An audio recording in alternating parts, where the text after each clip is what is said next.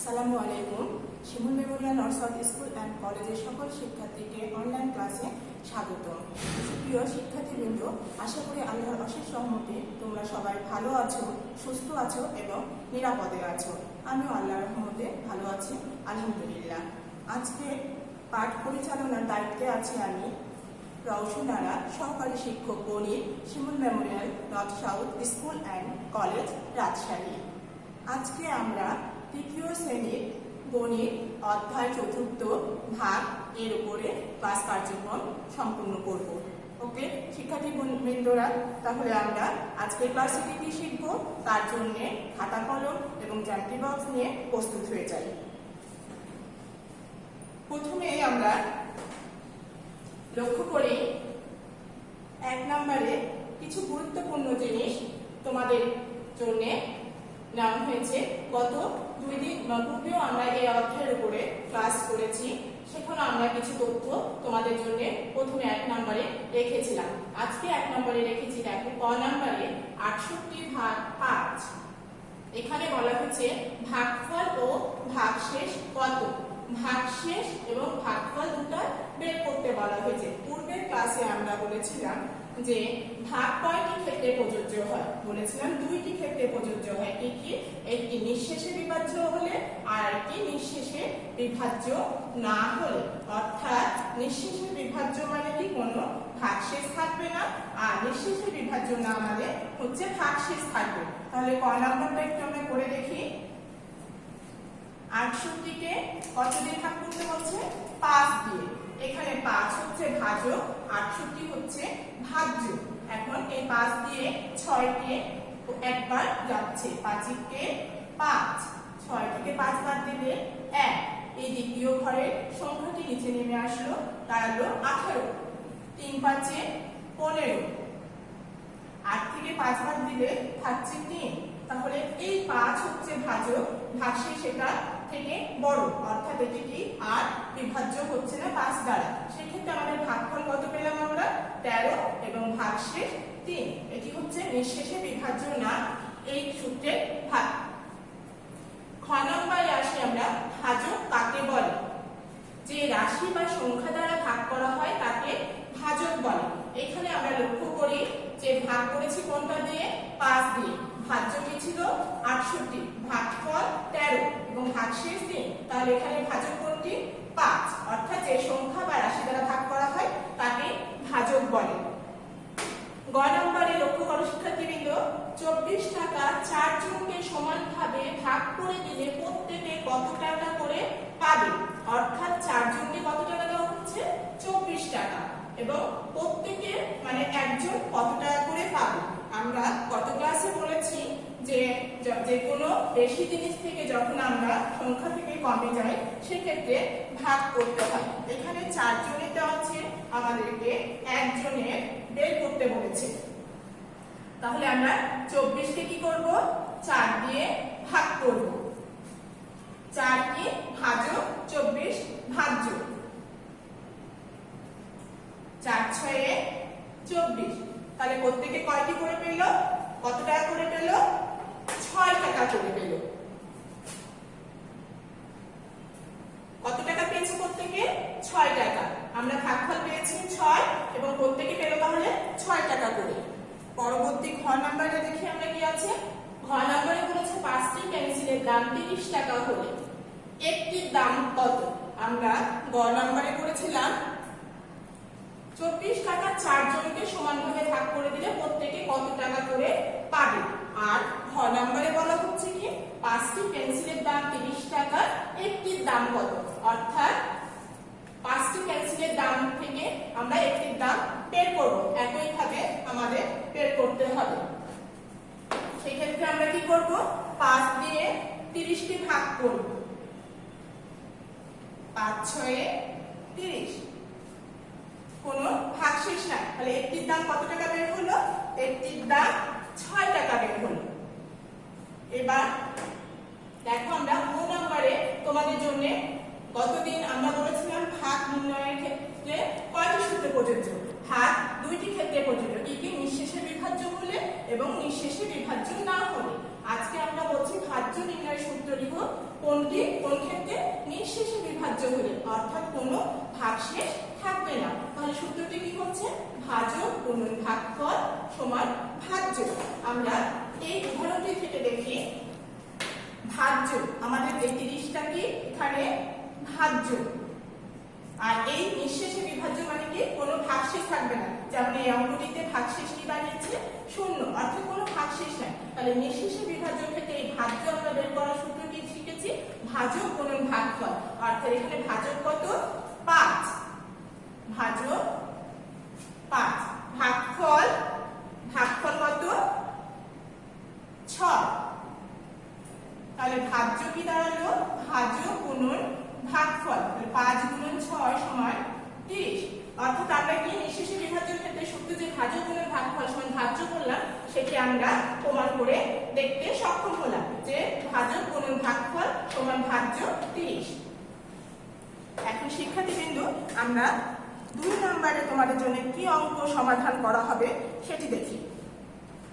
2 নম্বরে আছে মাঠি দোকান থেকে 96 টাকা দিয়ে 12টি কলম, 256 টাকা দিয়ে 8টি খাতা এবং 12 টাকা দিয়ে 1টি পেন্সিল কিনলো। উদ্দীপকে দেওয়া আছে কলম, খাতা, পেন্সিল, এগুলোর প্রত্যেকটির দাম উল্লেখ করা আছে এবং এইটির আলোকে আমরা কি বের করব? ক নম্বরে একটি কলমের মূল্য কত।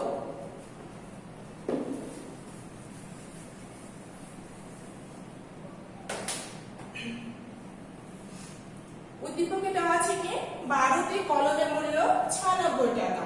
সেখান থেকে আমাদেরকে একটি কলমের মূল্য বের করতে হবে। দুইয়ের ক সমাধান।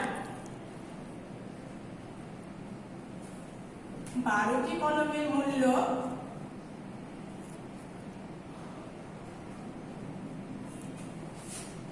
কত টাকা? 96 টাকা। আমাদেরকে বের করতে বলছে একটি কলমের মূল্য। একটি কলমের মূল্য 96 ভাগ 12 টাকা। আমরা এটি রাফে ভাগ করেও দেখাতে পারি, সরাসরিও করতে পারি। 12 96, 8 12 96, 8 টাকা। তাহলে একটি কলমের মূল্য আমরা কত পেলাম? 8 টাকা। উত্তর 8 টাকা। এখন আমরা সমাধানটা দেখে আমাদের হাতে কলমে যেটি করলাম সেটির সাথে মিলে নিলাম। 12টি কলমের মূল্য কত? 96 টাকা। 12টি কলমের মূল্য 96 টাকা। একটি কলমের মূল্য 96 ভাগ 12 টাকা। 96 ভাগ 12 টাকা, ফলাফল 8। উত্তর 8 টাকা। খ নাম্বার। খ নাম্বারে কি বলেছে? একটি খাতার মূল্য। আমরা পূর্বে বের করলাম একটি কলমের মূল্য, এখন আমরা বের করব একটি খাতার মূল্য। দেখা যাক উদ্দীপকের খাতার মূল্য বের করতে তো আমাদের মূল্যটা লাগবে একটি বের করতে গেলে। সেই ক্ষেত্রে আমরা দেখি কি বলেছে? 256 টাকা দিয়ে কয়টি খাতা কেনা যাচ্ছে? 8টি খাতা। এই 8টি খাতার দাম থেকে আমরা একটি খাতার দাম বা মূল্য বের করব।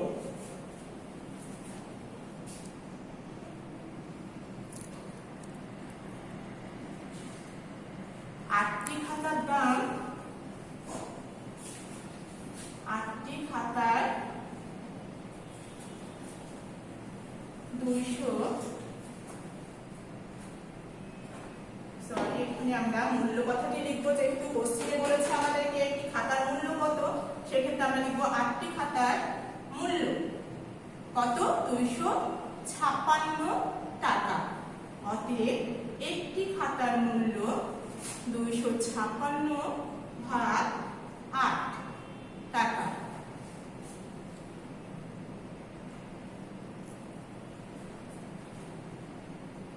3 8 24, 5 থেকে 4 বাদ দিলে 1, পরবর্তী সংখ্যা 6 নেবে, দাঁড়ালো 16, 8 দুগুণে 16। তাহলে একটি খাতার দাম কত আমরা পেলাম? 32 টাকা।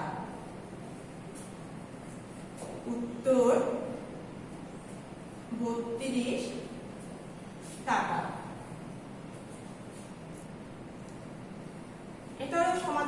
একটু মিলাই নিই। 8টি খাতার মূল্য 256 টাকা, একটি খাতার মূল্য 256 ভাগ 8, এখানেও আমরা তাই করেছি এবং ফলাফল পেয়েছি কি 32 টাকা, অর্থাৎ একটি খাতার মূল্য 32 টাকা।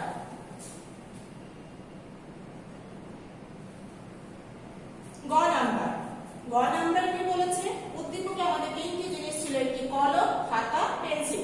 আমরা দুইটি জিনিস কলম এবং খাতা একটি দাম বের করে ফেলেছি। এখন আমাদের পেন্সিলের দাম বের করতে বলেছে। 180 টাকা সে কয়টি পেন্সিল কিনতে পারবে? এর আগে আমাদেরকে একটি খাতা একটি কলম বের করতে হয়েছিল, কিন্তু গ নাম্বারের কোশ্চেনটা একটু ভিন্ন। কি বলেছে? 180 টাকা দেওয়া আছে, সেখানে কয়টি পেন্সিল কিনতে পারবে? উদ্দীপকে দেওয়া আছে 12 টাকাতে একটি পেন্সিল কিনলো, অর্থাৎ একটি পেন্সিলের দাম কত? 12 টাকা। 180 টাকায় কয়টি পেন্সিল কিনতে পারবো সেটি আমরা বের করব।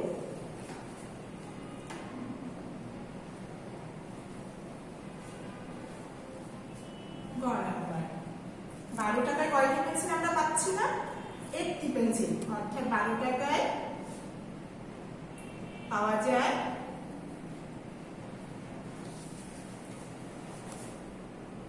একটি পেন্সিল।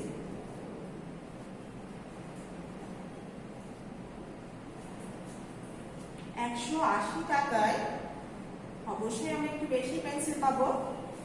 180 কে আমরা কি করব? 12 দিয়ে ভাগ করব।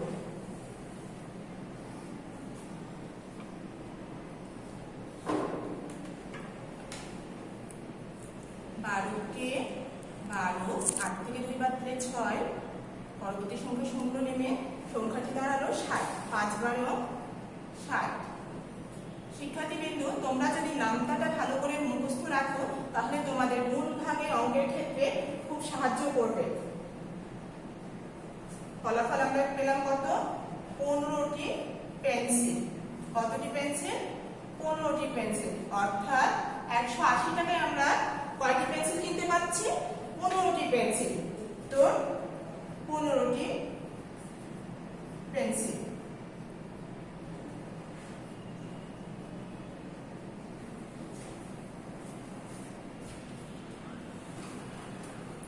গ নাম্বারে আমরা সমাধান চিঠি করে দেখাচ্ছি স্লাইডে।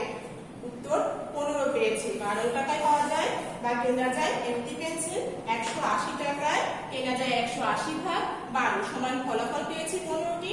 আমরা বোর্ডে যদি হাতে কলমে করলাম সেক্ষেত্রেও আমরা 15টি পেয়েছি, অর্থাৎ 180 টাকায় 15টি পেন্সিল কেনা যাচ্ছে।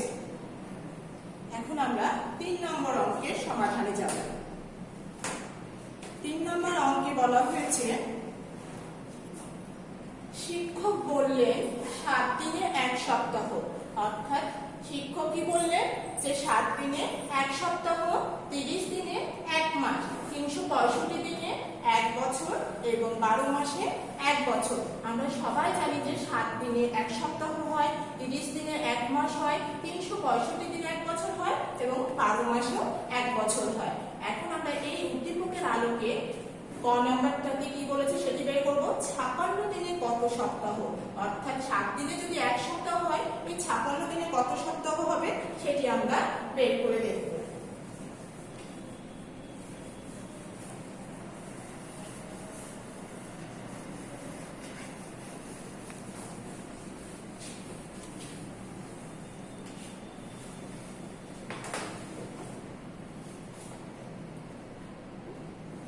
ক 56 দিনে কত সপ্তাহ বলেছে?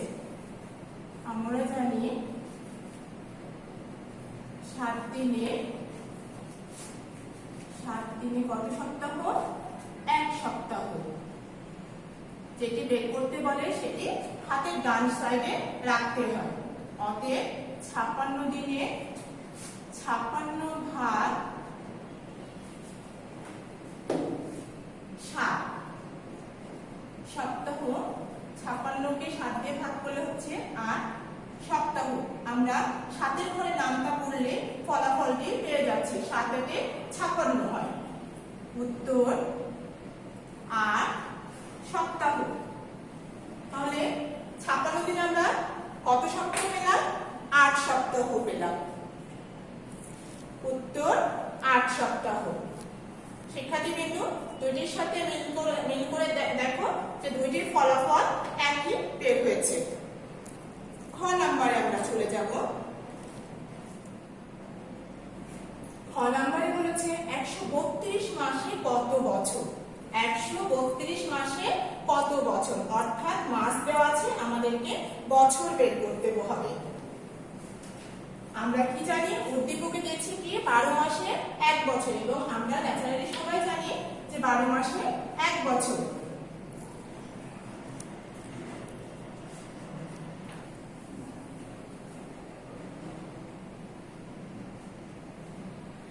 আমরা জানি 12 মাসে 1 বছর, অতএব 132 মাসে 132 ভাগ 12 বছর।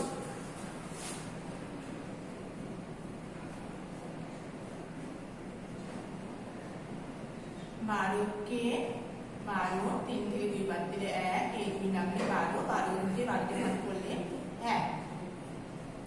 ফলাফল কি দাঁড়ালো? 11 বছর, অর্থাৎ 132 মাসে আমরা পেলাম কত বছর? 11 বছর।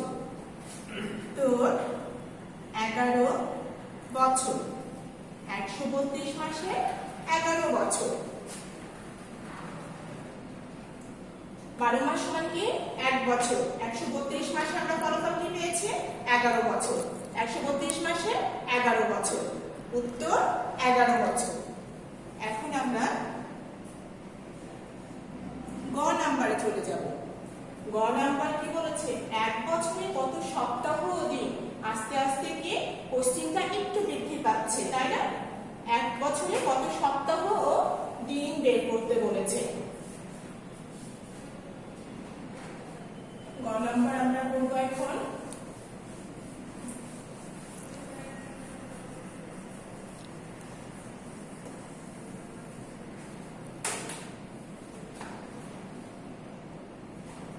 আমরা জানি 1 বছর সমান কত দিন? 365 দিন। 1 বছর সমান 365 দিন। 1 বছরে কত সপ্তাহ দিন বের করতে বলেছে, এবং 1 সপ্তাহ সমান কত দিন? 7 দিন। 1 সপ্তাহ সমান কত দিন? 7 দিন। এখন আমাদেরকে এই 1 বছর সমান যে 365 দিন পেয়েছি, এইটা থেকে আমাদেরকে কত সপ্তাহ ও দিন বের করতে হবে। এখন 7 দিনে কি 1 সপ্তাহ, 7 দিনে 1 সপ্তাহ, এবং 365 দিনে 365 ভাগ 7 সপ্তাহ।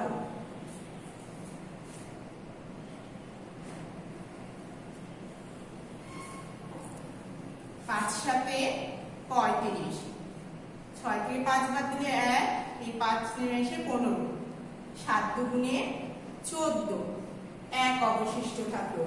তাহলে এখানে আমরা কি বলছি? 7 দিনে 1 সপ্তাহ। 7 দিয়ে যখন 365 কে ভাগ করলাম, ভাগফল কত দাঁড়ালো? 52। এটি কি হলো? সপ্তাহ। এবং এটি যেহেতু দিন ছিল, অবশিষ্ট যে 1 থাকলো, এটি কি হলো? এটি দিন। অর্থাৎ 365 দিনে বের হলো কি? 52 সপ্তাহ ও 1 দিন। 365 দিনে 52 সপ্তাহ ও 1 দিন বের হলো। উত্তর 52 সপ্তাহ ও 1 দিন।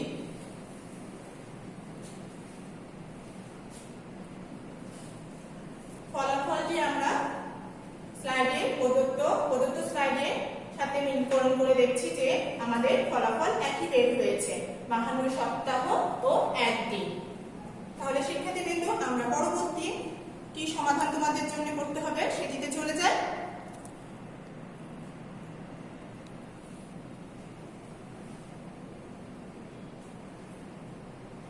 4 নাম্বার চিত্রটির সাথে তোমরা পরিচিত। গত ক্লাসে আমরা এটি করেছি, চিত্র সহ সংজ্ঞা দিন কি ত্রিভুজে।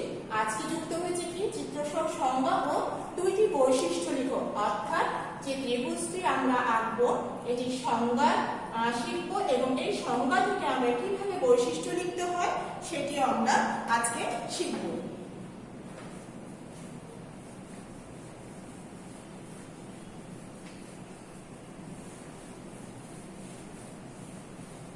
শিক্ষার্থীবৃন্দ সবাই জ্যামিতি বক্স খুলে পেন্সিল এবং স্কেল হাতে নাও। আমার হাতে যেটি তোমরা দেখছো সেটিকে আমরা কি বলি, স্কেল নামে পরিচিত এটি।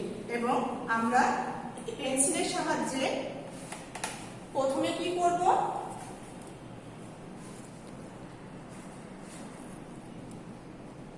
পেন্সিলের সাহায্যে স্কেল দিয়ে আমরা একটি বাহু বা যে কোনো মাপের একটি বাহু বা রেখাংশ এঁকে নেব এবং এই রেখাংশটির নাম আমরা কি দিলাম, বিসি।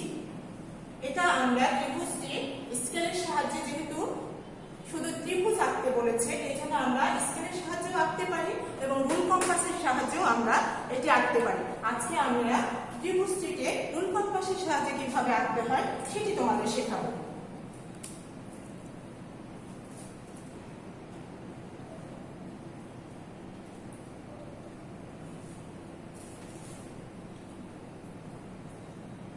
প্রথমে আমরা কি করলাম, যে কোনো মাপের একটি রেখাংশ নিয়েছি এবং এই রেখাংশটাকে আমরা মেপে নিয়ে একটা বৃত্তচাপ আঁকবো এবং এই বিন্দুতে ছেদ করে আরেকটি বৃত্তচাপ আঁকবো। তাহলে এই বৃত্তচাপ দুটি কি হলো, একটি বিন্দুতে মিলিত হলো।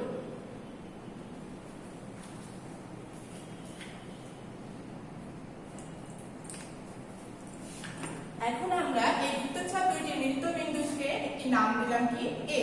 এই এ বিন্দুর সাথে এই বি বিন্দুটি যোগ করব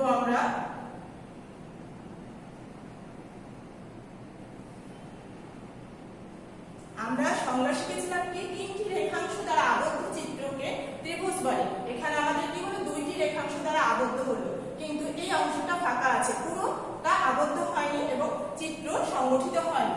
এখন আমরা এই এর সাথে সি এর যদি যোগ করি তাহলে তিনটি রেখাংশ এক আবদ্ধ হলো এবং একটি আকৃতি তৈরি করলো, যেটির নাম কি হলো, ত্রিভুজ। চিত্রে ত্রিভুজ এবিসি একটি ত্রিভুজ। এটি কিসের সংকেত, এটি হচ্ছে ত্রিভুজের চিহ্ন বা সংকেত। শিক্ষার্থীবৃন্দু, আশা করি তোমরা আঁকাটা ভালোভাবে সবাই বুঝতে পেরেছো।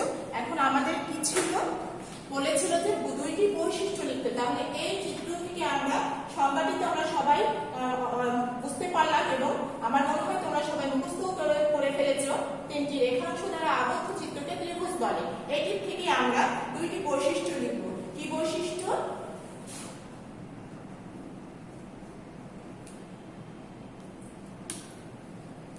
বৈশিষ্ট্য একটি কি, একটি ত্রিভুজের কি আছে, তিনটি রেখাংশ আছে, তিনটি রেখাংশ আছে। আরেকটি কি, তিনটি কোণ। আমরা কোণের সংজ্ঞা শিখেছি কি, একটি রেখার সাথে আরেকটি রেখা যে বিন্দুতে মিলিত হয় সেই বিন্দুতে কোণ উৎপন্ন হয়। তাহলে এখানে কি, এর সাথে বি, বিসি যে রেখাটা, এবি রেখা একটি বিন্দুতে মিলিত হয়েছে, এখানে একটি কোণ উৎপন্ন হয়েছে। অনুরূপভাবে এখানে একটি কোণ উৎপন্ন হয়েছে এবং এখানে একটি কোণ উৎপন্ন হয়েছে। তাহলে ত্রিভুজে কয়টি কোণ থাকছে, ত্রিভুজে তিনটি কোণ থাকছে, তিনটি কোণ আছে। আমরা বৈশিষ্ট্যটি লক্ষ্য করি। ত্রিভুজের দুইটি বৈশিষ্ট্য, ত্রিভুজে তিনটি রেখাংশ আছে, আমরা সংক্ষেপে লিখেছি কি, তিনটি রেখাংশ আছে। আরেকটি কি, ত্রিভুজে তিনটি কোণ আছে, তিনটি কোণ আছে। অবশ্যই আমরা ত্রিভুজের কথাটি যুক্ত করব।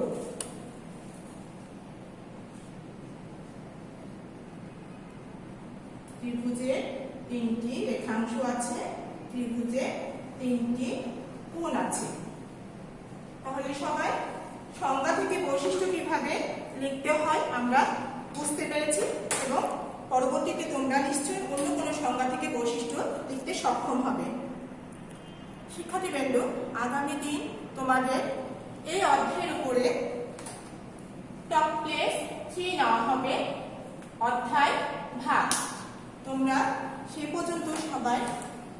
অধ্যায়ে যে অঙ্কগুলো করানো হলো এবং জ্যামিতি করানো হলো সেগুলো বাসায় ভালোভাবে চর্চা করবে। আর এই করোনা সংকটকালীন সময়ে সবাই নিজেদেরকে সবাই নিজেরা সাবধানের সাথে চলাফেরা করবে, সুস্থ থাকবে, ঘরে থাকবে, প্রয়োজন ছাড়া ঘরের বাইরে বের হবে না। আর সবাইকে ভালো রাখার চেষ্টা করবে এবং মহান সৃষ্টিকর্তার কাছে সবাই দোয়া করবে যেন সবাই আমরা ভালো থাকি। পরবর্তী ক্লাসে তোমাদের সাথে আবার দেখা হবে এই প্রত্যাশা ব্যক্ত করে শেষ করছি। ধন্যবাদ সবাইকে। আসসালামু আলাইকুম।